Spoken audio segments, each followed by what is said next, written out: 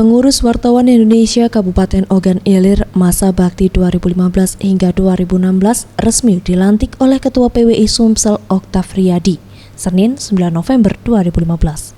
Pelantikan ini dihadiri oleh pejabat Bupati Ogan Ilir, Yulizar Dinoto, dan Ketua DPRD Kota Palembang, Iwan Darmawan.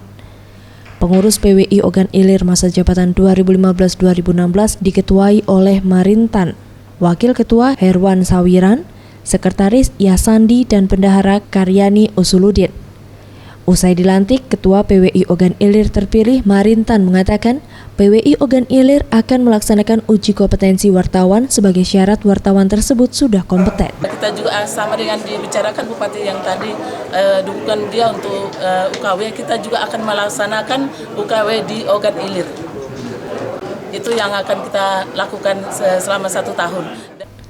Berdasarkan data PWI Sumsel, dari 600 lebih wartawan di dalam PWI Sumsel, baru 212 yang kompeten atau 30%.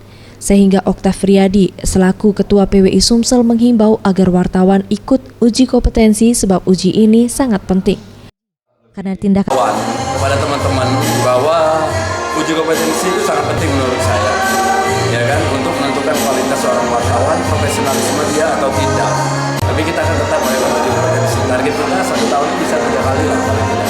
Jadi hampir seluruh wartawan bisa disebut berkompeten dalam bidangnya. Makin banyak wartawan yang berkompeten, maka kerjasama wartawan dengan pemerintah kabupaten akan semakin baik. Sebab wartawan bisa mengkritik, mensosialisasikan program pembangunan di Ogan Ilir.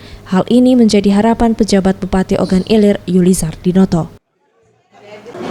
Dalam konteks bisa juga mengkritik, bisa juga mensosialisasikan pada masyarakat semua apa yang dilakukan 1 periode. Ramayanti, Sriwijaya TV.